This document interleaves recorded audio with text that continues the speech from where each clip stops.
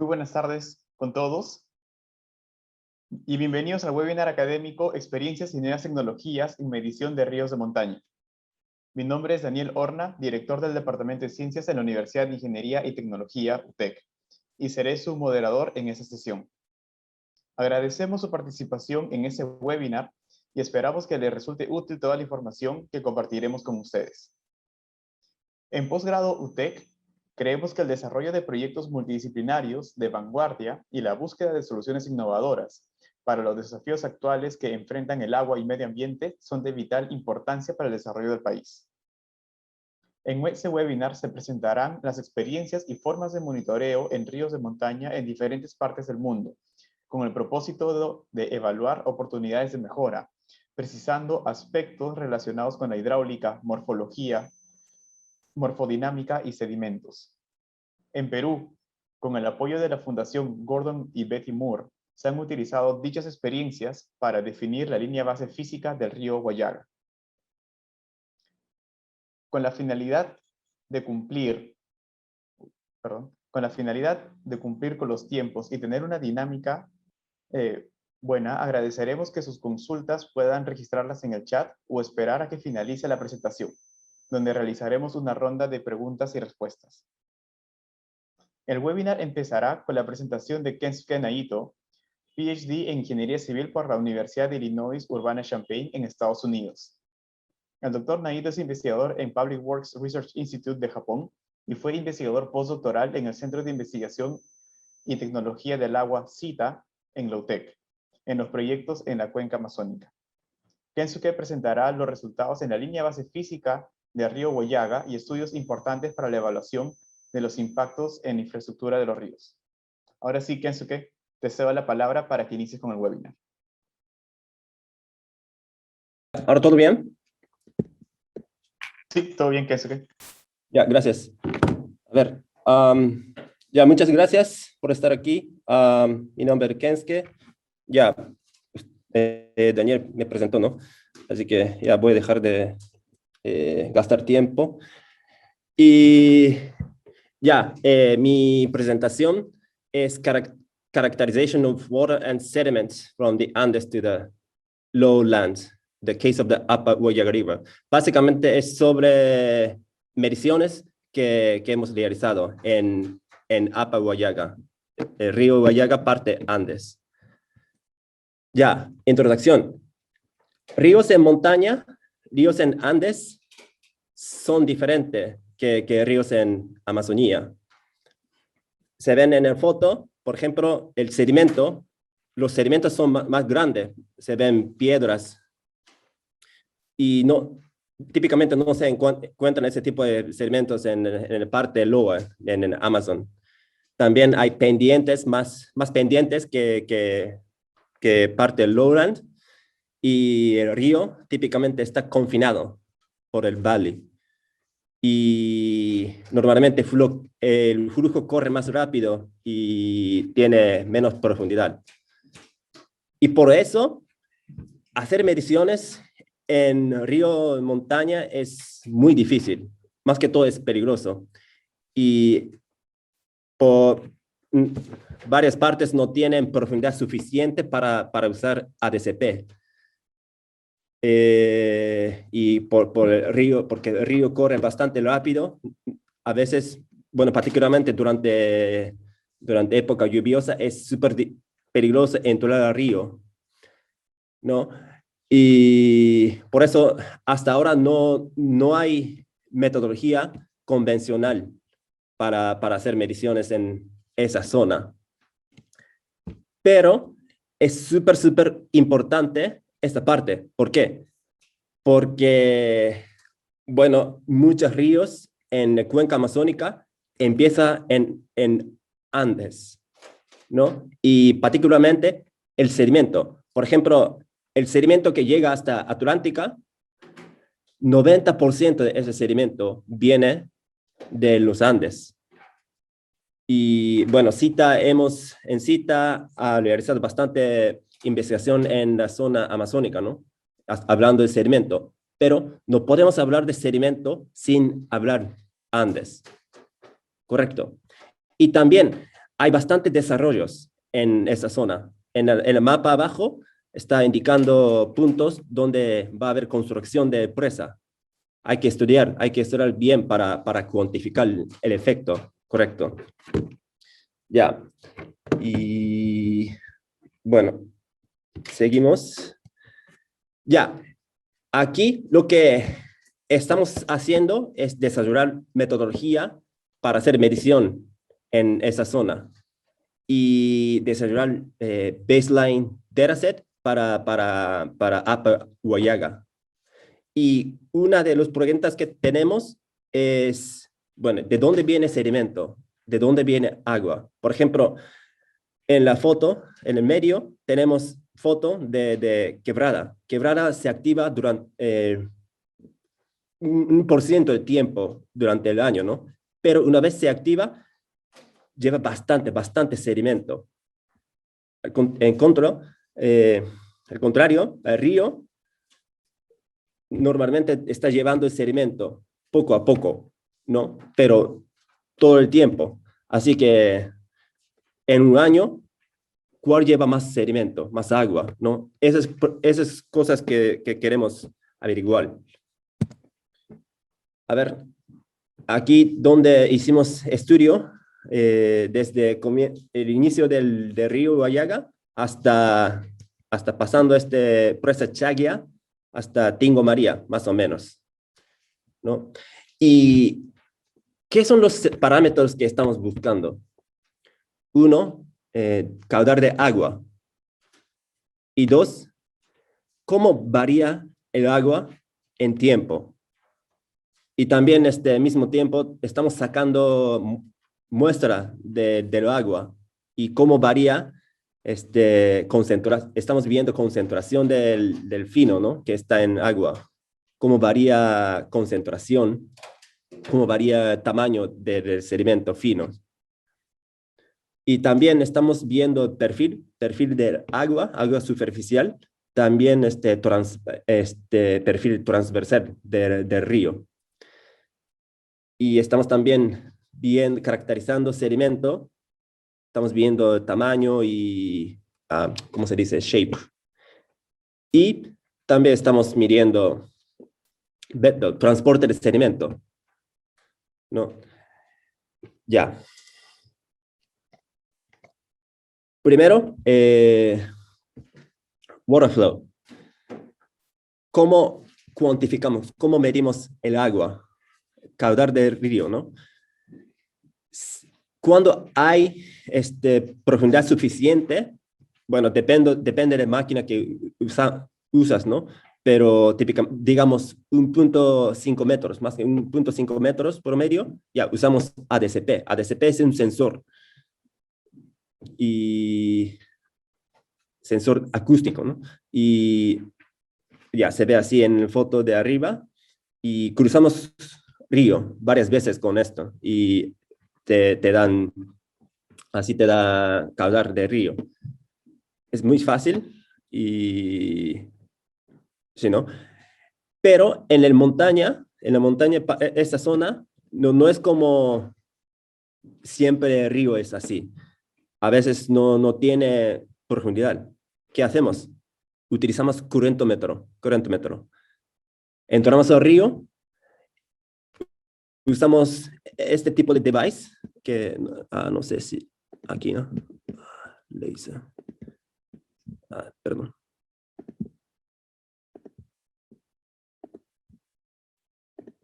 Ya, utilizamos este tipo de device para medir velocidad. Velocidad multiplicado por ancho y profundidad te da caudal, ¿no? Así calculamos. Y también queremos ver cómo varía el caudal del río. Y esta parte, Antoine creo que va a hablar detalles, así que no voy a hablar detrás de tecnología de esto, pero lo que estamos haciendo es monitoreando el río y con esta tecnología también monitoreando caudal durante época seca, caudal durante época lluviosa, todo el tiempo.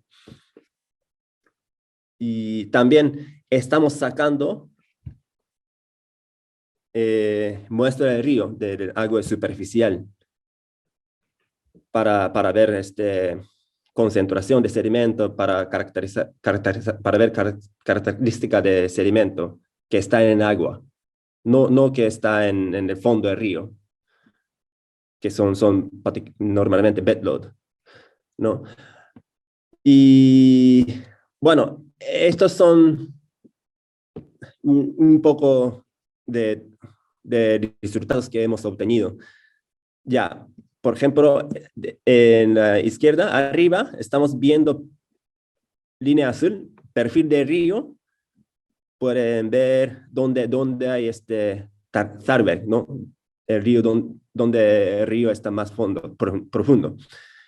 Y la línea naranja está mostrando velocidad. Esto dice que el agua corre donde hay más profundidad. Y integrando todo, utilizando fórmula que hemos mostrado, ¿no? Hemos obtenido este número, valor como caudal. Y esto es de otro punto donde utilizamos ADCP, sensor. Y con esto podemos ver perfil vertical de velocidad. Y bueno, podemos sacar todo el ancho. Y integramos todo y calculamos el caudal como esto, ¿no? 92 cubic metros por segundo. Ya. Y esta tabla muestra caudal aquí desde San Rafael es el punto que tenemos más aguas arriba, ¿no? Que tenemos hasta Tingo María, que está acá en el mapa. Y porque estamos sacando diferente día, el río varía mucho, así que a veces el río, aguas arriba, tiene más caudal que el río, parte un poquito más abajo, ¿no? Pero en general, desde aguas arriba hacia aguas abajo, el caudal está aumentando. Es cierto. Y bueno, es natural porque el río, los confluentes están uniéndose, ¿no? Al río principal. ¿Ya? Ya, eso estamos viendo aquí. Y esto es el resultado del monitoreo de río utilizando cámara, ¿no? Estamos viendo variación en tiempo. Y claramente se ve que el río aumenta durante época lluviosa y baja durante época seca, ¿no? Esta tendencia podemos observar. Y en la figura derecha está mostrando la línea rojo, concentración del agua que estamos tomando, de muestra del agua. Y línea azul está mostrando D50. D50 es tamaño característica de ese sedimento, muestra. Y lo que estamos viendo aquí, que algo interesante, es que ya cuando hay más concentración, la concentración está alta, D50 está bajo. Eso es decir que cuando hay más concentración, en general, lleva más finos. Y cuando la concentración está baja, ya está llevando más gruesos, ¿no? Es algo interesante que hemos obtenido. Ya, continuamos. Perfil del río. Utilizamos Real-Time Kinetic GPS y lo que estamos buscando es obtener perfil pendiente de la superficie del agua. Y esto es un indicador súper importante porque una de muchas cosas que utilizamos esto es para calcular un parámetro que se llama Shears parámetro. Y esto utilizamos para estimar el transporte del sedimento. Y en esta fórmula S es slope, pendiente, ¿no? Más pendiente, más potencial para transportar sedimento. Por eso tenemos que sacar este parámetro. Y bueno, esto es lo que hemos obtenido, unos de ejemplos, ¿no? Y ya, por ejemplo, San Rafael es un punto más alto que tenemos aquí en el número 1, ¿no? Estamos viendo el perfil de 0.02, 2%, ¿no? Y ahora estamos viendo Chinchavito, está por 5 número 5. Y estamos viendo el perfil pendiente 0.003%, ¿no? Eso es decir que el río en el San Rafael es más pendiente que el Chinchavito, que también se ve aquí en este perfil de río. Ya, caracterización de sedimento. Esta parte creo que va a hablar Hernán con más detalles, así que no voy a hablar mucho de lo que estamos haciendo para sacar esto, pero básicamente lo que estamos buscando es esta curva. Esta busca mostrando de distribución del tamaño. Básicamente esto es histogram del tamaño, ¿no? Con esto podemos ver 50%. Esto es una forma de decir que promedio, tamaño promedio, que se encuentra en esta parte, ¿no? Esta área del sedimento. Y hasta qué tamaño hay, ¿no? Desde qué tamaño hay. Y cuánto. Con esta curva, estas cosas podemos ver, ¿no? Y esta parte creo que va a hablar con más detalle Hernán, así que lo voy a dejar así. Y el último, bed load. Bed load es una forma de transporte de sedimento, ¿no? Que está corriendo en el fondo del río. Y bueno, lo que hemos hecho, Horacio va a hablar de esto, así que no voy a entrar al detalle, pero básicamente hacer piscina, hueco en el río y observamos en cuánto tiempo, cómo se llena ese hueco, torrente, ¿no? Y así cuantificamos cuánto transporte de bedrock hay.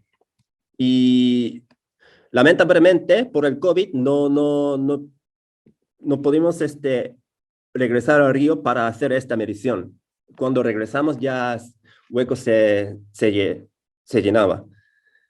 Ya, básicamente esto ya creo que hace tiempo, ¿no? Y creo que una cosita que quiero mencionar, que ya yo hasta diciembre del año pasado, yo trabajaba en UTEC, con Daniel, con Hernán, con todos, ¿no?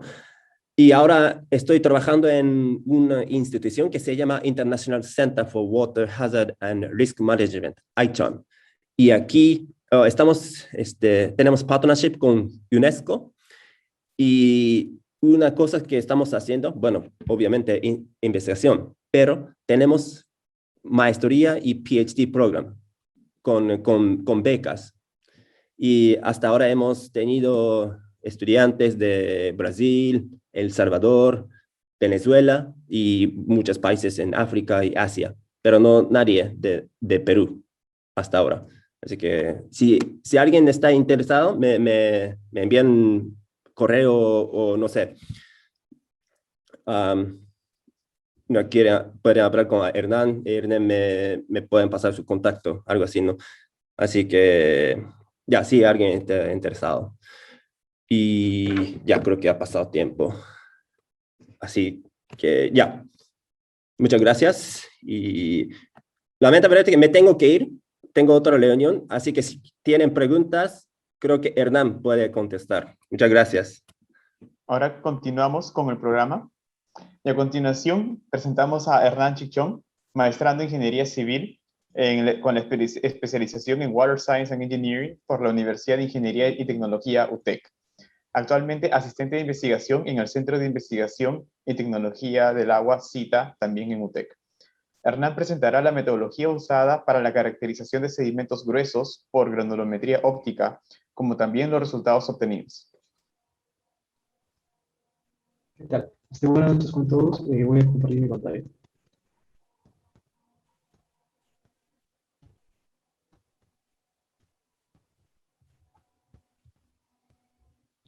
Ya. Bueno, mi tema es la detección de sedimentos gruesos por granulometría óptica. El esquema de la presentación es la siguiente. Introducción, justificación, objetivos, metodología, resultados y resumen de la presentación. Bueno, aquí un poco cito de, digamos, diversos papers que recalcan, digamos, la importancia de comprender el diámetro del sedimento grueso, ¿no es cierto? ¿Por qué es importante caracterizar ese sedimento grueso? En primera instancia, se menciona que el tamaño de sedimento grueso en arroyos de grava son la clave para avanzar en la comprensión y modelado de dichos procesos, ¿no es cierto? Comprender estos procesos hidrológicos y geomorfológicos de los ríos es fundamental para el desarrollo sostenible a fin de mitigar riesgos, ¿no? Inundaciones y diversos factores, incluso para conservar la biodiversidad y los hábitats que existen, ¿no? La morfología fluvial de la mayoría de los arroyos en el mundo se ve muy afectada por la actividad humana. El proceso de transporte de carga del lecho puede causar erosión del lecho o del banco. La destrucción de dichas estructuras hubo un aumento de las inundaciones debido a depósitos en el canal que amplifican el impacto de inundaciones severas. Lo que hace que el modelado de morfología fluvial sea un desafío, ¿no? En realidad, porque las dependencias mutuas entre el campo, el tamaño del grano, el movimiento y la geometría del lecho del canal y los bancos, si bien la forma, digamos, y la rugosidad del canal definen el campo del flujo, el flujo mueve los segmentos, pero depende del tamaño. El lecho se va alterando, digamos, por la erosión, la deposición. Este sistema se refuerza mutuamente y esto dificulta la comprensión, ¿no? Tanto de la forma, de los procesos, de los canales. Por lo tanto, digamos, los cálculos del transporte de modelos numéricos todavía se basan en fórmulas empíricas, ¿no? Un indicador clave importante para modelar la dinámica de segmentos es la curva de clasificación de segmentos. Bueno, es esto lo que nos vamos a enfocar en la presentación. La justificación. ¿Por qué usamos nosotros granulometría óptica para obtener los diámetros del segmento, las formas del segmento y no una metodología convencional, básicamente por la mayor versatilidad, ¿no? Porque con la granulometría óptica yo puedo, digamos, abarcar áreas mucho más grandes que con la metodología convencional. Y el otro factor muy importante debería ser el dinero, tiempo y recursos, ¿no? Por ejemplo, aquí muestro, digamos, un área de estudio de 4 hectáreas, que yo lo puedo, se puede recopilar o levantar en campo en un día, a diferencia que con la metodología convencional, esto tomaría quizás más de un día. Es por eso que preferimos optar por la granulometría óptica, ¿no? Objetivos. Bueno, el objetivo, como ya lo había mencionado, es caracterizar los diámetros, las formas del segmento, específicamente el tipo grava. Bueno, obtener los diámetros promedios que deberían ser el de 50, como anteriormente ya se había mencionado, y conocer el cambio morfológico en tiempo y espacio de las zonas en estudio. La metodología que se va a usar, bueno, aquí menciona la fase preliminar, ¿no? O la recopilación de datos en campo. Primero, nosotros identificamos la zona de estudio bajo criterios SIG, inspección visual y vuelos de dron. Este es un vuelo de dron que se hizo en la zona de San Rafael, la confluencia del río Guayán y el río Huertas. Aproximadamente, esto tiene más de 10 kilómetros. Bueno, lo primero se delimita el área de estudio, que debería ser los cuadrados que estoy remarcando, ¿no es cierto? Lo que se hace es monumentamos un punto de control y luego, digamos, en función a ese punto de control, hacemos el levantamiento de esta área de estudio. Pero para realizar ese levantamiento con dron, nosotros, digamos, tenemos que identificar los bordes del cuadrado. ¿Cómo lo hacemos con los con los bypoints del mismo dron? Dado que nosotros estamos dentro del cauce del río, no tenemos referenciación, digamos, como el producto de Google Maps o algún otro ayuda así, ¿no? A gran escala. La otra configuración que nosotros tenemos en cuenta es la altura de vuelo. Nosotros consideramos una altura de vuelo de 10 metros como máximo para este caso, ¿no es cierto? En general, por los estudios que se han realizado y la revisión bibliográfica, se menciona explícitamente que la altura de vuelo óptima es de 8 a 12 metros. ¿Por qué? Esto específicamente es para dron, dado que la geolocalización de cada imagen es buena bajo esas alturas. Si yo considero, digamos, alturas menores a estos valores, no voy a tener una buena georreferenciación para yo generar la ortofoto. Y bueno, el traslape que nosotros usamos es el 80% bajo, frontal y el lateral. Esto es usado, digamos, como normativa para delimitación de áreas de bosques o cultivos, dado que es superficies planas prácticamente. Nosotros lo que levantamos unas barras y el hecho, ¿no? Bueno, con 10 metros de altura de vuelo, con una cámara de dron modelo Phantom 4 Pro y una cámara de resolución de 20 megapíxeles, nosotros obtenemos 2.5 centímetros de GSD, que vendría a ser la distancia de cada píxel. Básicamente es la resolución del píxel.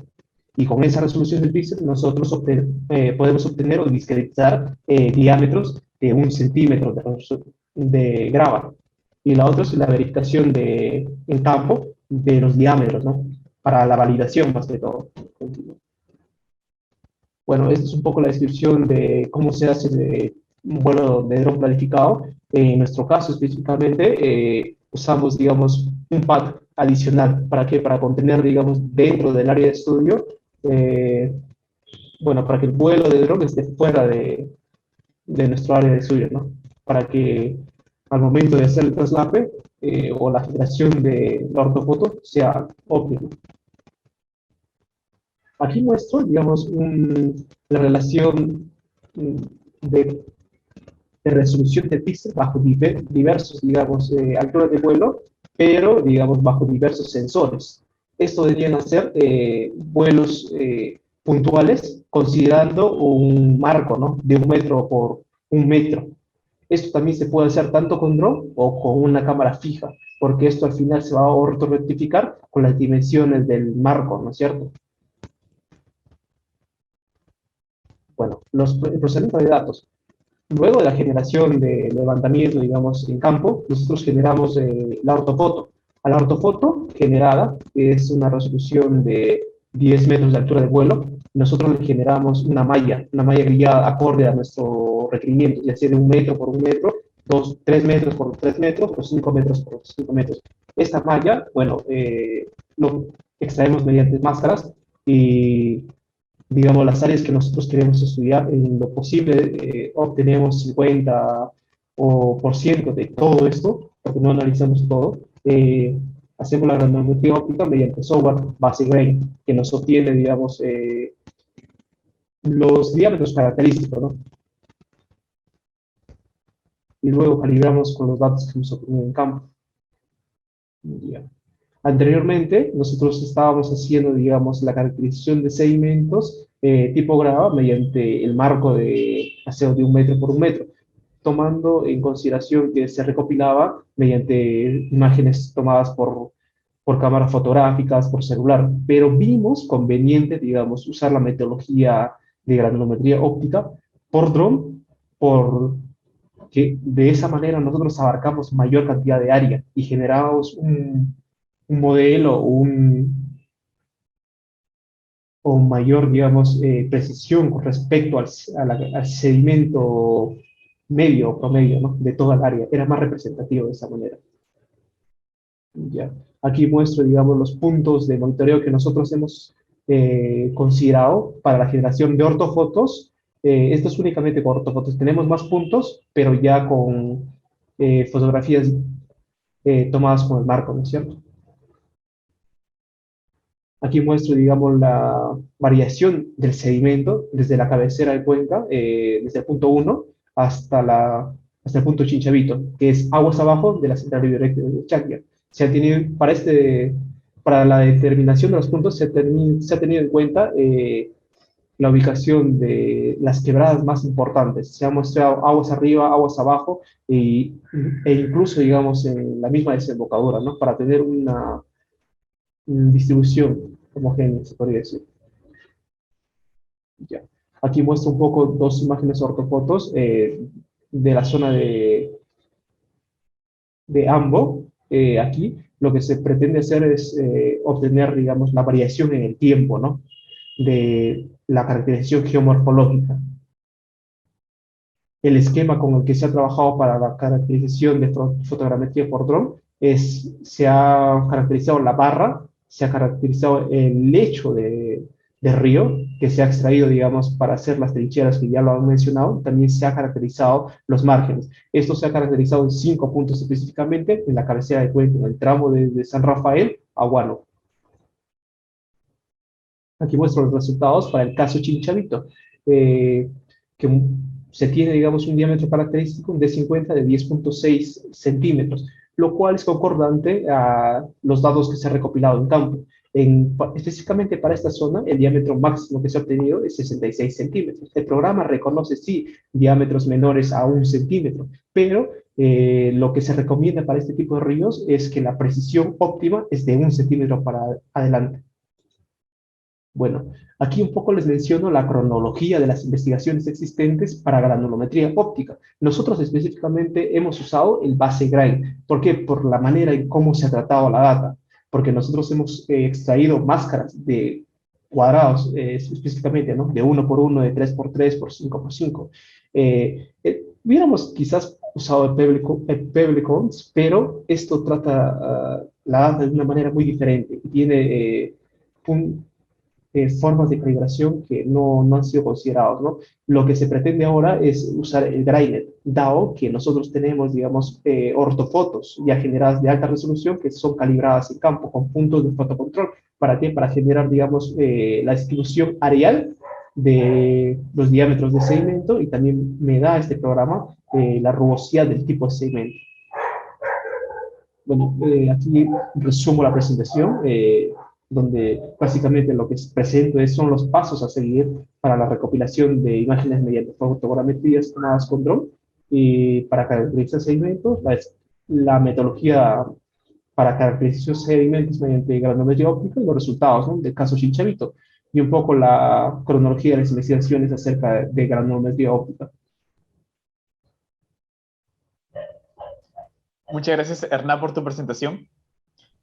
Vamos a iniciar ahora la ronda de preguntas hacia los panelistas. Kensuke no nos ha podido acompañar hasta aquí, pero las preguntas pueden ser contestadas por el equipo CITA, UTEC o cualquiera de los ponentes. Han habido ciertas preguntas que se han ido preguntando a lo largo del webinar y ya se han ido respondiendo también en el chat. Pero hay otras preguntas que nos han llegado a través de Facebook que la voy a hacer presente a los expositores. Una pregunta con respecto a las mediciones. ¿Cuáles son las ventajas de un correntómetro versus un sistema ADCP? La precisión. El correntómetro es puntual y no mide turbulencia. El ASP, si lo configuras correctamente, puedes tener datos de turbulencia. El ASP te mide 3 direcciones de velocidad, el correntómetro te da una velocidad promedio. Muchas gracias, Horacio. La pregunta era la ventaja del correntómetro sobre el ADCP. Sobre el ADCP. O bueno, Claro. desventajas y desventajas, creo que se podría claro. mencionar. Personalmente no le veo mucha ventaja sobre el ADCP. Creo que el correntómetro es un instrumento un poco obsoleto, aunque se sigue utilizando. La ventaja capaz es el precio. Sí, de acuerdo. La siguiente pregunta va dirigido para Horacio. Dice, ¿cuáles son los principales desafíos en la operación de infraestructura, centrales hidroeléctricas en ríos de montaña? ¿Cómo debe operarse los sedimentos de fondo para alcanzar una operación óptima de la infraestructura?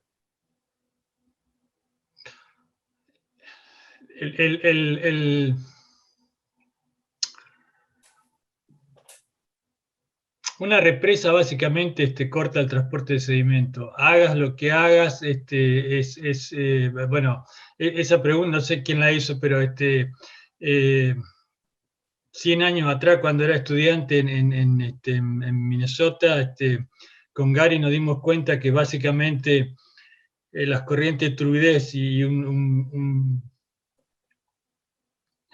reservorio trabajan de la misma forma, digamos.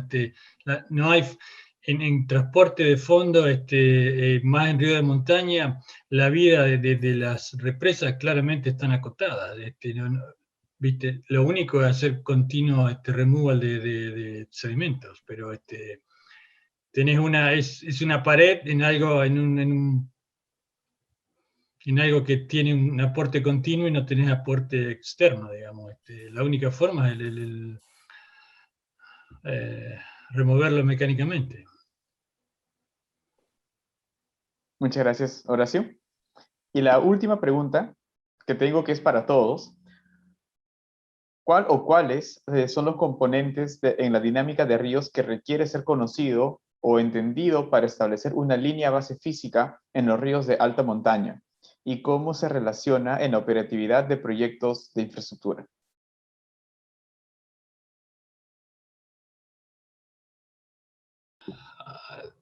Voy a ser el primero, digamos, pero creo que claramente Kensuke puso,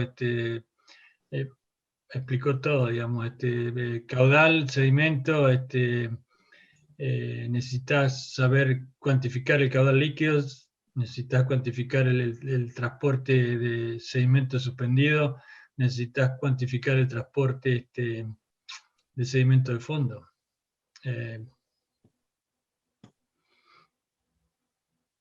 Gracias, Horacio. No sé si Antoine o Hernán quisieran agregar algo más. ¿Podrías repetir la pregunta, por favor, Daniel? Sí. ¿Cuál o cuáles son los componentes en la dinámica de ríos que requiere ser conocido o entendido para establecer una línea base física en los ríos de alta montaña? ¿Y cómo se relaciona en la operatividad de proyectos de infraestructura? Sí, yo coincido con Horacio. O sea, todo lo que hemos visto es necesario. No sé si la pregunta es larga, pero creo que es necesario para armar, ¿cómo se llama? Medidas estructurales o no estructurales, como los caudales, como los transportes de sedimentos.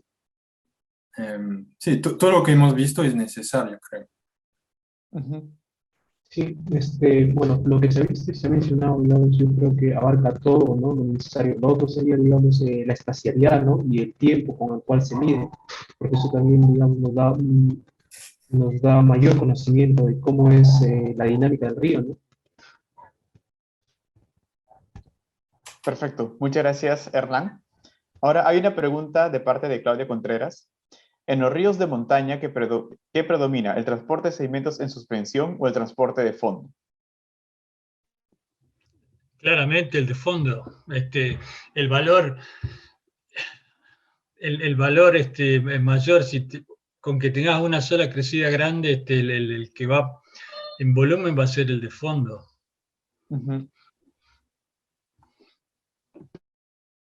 Muchas gracias, Horacio. La siguiente pregunta viene de parte de Romina Díaz Gómez. En relación a la granulometría óptica, ¿se consideraron efectos de sombra? ¿Qué puede sobreestimar o subestimar el tamaño en base grain? Me parece que esa está más para Hernán. Sí, sí. Respecto, bueno, no se consideraron efectos de sombra, dado que las áreas de estudio y medición, lo que se buscó, digamos, es que sean áreas, zonas limpias, por así decirlo, ¿no? Incluso cuando nosotros extraemos las máscaras, obviamos esas áreas, digamos, de sombras o de maleza que se pueden, ¿no? Tratamos de procesar las áreas más limpias. Es por eso que nosotros no usamos, digamos, toda la barra mostrada, ¿no? Pero sí se puede en realidad, ¿no? Eso ya se hace con redes neuronales. Podemos hacer eso, sí. Perfecto, muchas gracias, Hernán. La siguiente pregunta va dirigida a Antoine. ¿Han probado usar cámaras multiespectrales para monitorear durante el día o la noche? Personalmente no, por una cuestión económica, que las cámaras multiespectrales son muy costosas y no podemos aún adquirir una de esas cosas. Pero sí se ha utilizado y son muy interesantes los resultados, especialmente de noche, porque las cámaras térmicas permiten, o sea, no hay problema de reflexión del sol o de sombra como podemos tener durante el día. Las cámaras térmicas ven, bueno, cambio de temperatura y eso va a volver a ser el trazador, ¿no? del río. Entonces sí, tienen muchas ventajas, pero tiene el inconveniente de ser de costo altísimo, sí. Muchas gracias, Antoine. De ahí, justo mencionando el costo, la siguiente pregunta viene parte de Romina Díaz Gómez, que pregunta cuál es el costo mínimo para cámaras LSPIB. Nada, puede ser un celular. Depende de lo que quieras hacer. Si quieres hacer monitoreo continuo con cámara IP, cualquier cámara de seguridad te puede, bueno, cualquier no, tiene que tener una buena resolución, pero en general, ahora, hoy en día, cualquier cámara que vas a comprar, su resolución y su tasa de imágenes por segundo va a sobrar para aplicar la técnica, ¿no? Que las cámaras son cada vez más con alto rendimiento, cada vez más tienen más resolución, más cuadros por segundo y sobra ya para la técnica. Perfecto. Ahora voy a proceder a leer las preguntas del chat. Y justo hay una pregunta de Juan Ríos, también para ti, Antoine, que menciona, ¿qué efectos tiene sobre los resultados la velocidad, bueno, el aumento en la concentración de sedimentos? ¿Qué efecto? ¿Qué efectos tiene sobre los resultados de la velocidad, utilizando la técnica del SPIB, el aumento en la concentración de los sedimentos? Bueno, si el agua está totalmente transparente, no vamos a ver nada. O sea, una regla de la técnica del SPIB es que si se puede ver a ojo cómo se está moviendo la superficie, entonces la computadora lo puede hacer. Entonces sí requiere que el agua sea un poco oscura, un poco turbia, entonces sí requiere que tenga sedimentos. Eso va a tener como efecto. Ok, perfecto, Anton. La siguiente me parece que es una pregunta para todos. ¿Hay variación de la granulometría con la profundidad de los depósitos?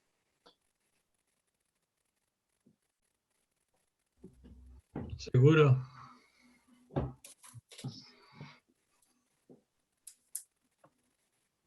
Ya. Y esa me parece que fue la última pregunta de la noche. Muchas gracias, Antoine, Horacio y Hernán, por su participación, y también a Kensuke, que lamentablemente no se pudo quedar hasta el final. Yo como Gracias. curioso, tengo una pregunta para Antoine. Antoine, la función de transformación entre velocidad superficial y media, ¿cómo digamos, seguís tomándolo un valor constante? ¿Cómo manejás eso? Sí, no hablé mucho del tema ahora porque este tema mismo necesita muchas horas de charla. Estamos trabajando mucho sobre eso, estamos investigando mucho sobre eso. Tal como es ahora en River, en el software, utilizamos un valor constante, alfa, que si no conocemos nada, usaremos por defecto alfa igual a 0,85. O sea, que es la relación entre la velocidad media y la velocidad superficial que estamos realmente midiendo, asumiendo un perfil de velocidad vertical logarítmico, ¿no? Nos dimos cuenta también que en los ríos de montaña, en particular en Córdoba, que a medida que los niveles crecen, o sea, en estado de crecidad, este coeficiente alfa se acerca a 1.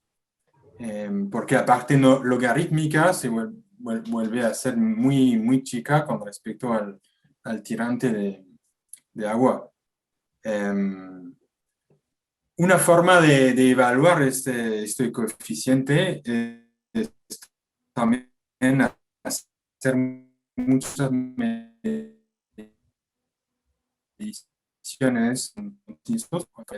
y tener como una tendencia de cómo evoluciona este coeficiente en función del tirante. Por ahora es lo que estamos utilizando. Y hiciste bien mencionarlo porque realmente es lo que va a determinar el error de la técnica. El coeficiente que vamos a utilizar va a ser el error, porque utilizar un coeficiente 1 y un coeficiente 0,85 ya hay 15% de diferencia, ¿no? Sí, sí, está. Sí, gracias. No, de nada. Bueno, muchas gracias Gracias por a preguntar. todos. Sí, gracias a Darcy por preguntar. Con esa última pregunta, sí, ya pasamos a dar cierre al evento. Muchas gracias a todos por participar en el webinar Experiencias y nuevas tecnologías en la medición de ríos de montaña. Los invitamos a responder una pequeña encuesta que se compartirá por el chat de Zoom. Y recuerden que siempre pueden visitar nuestra página web y seguirnos en nuestras redes sociales para enterarse de nuestras maestrías y programas. Muchas gracias a todos. Muchas gracias. Hasta luego. Gracias. Hasta luego.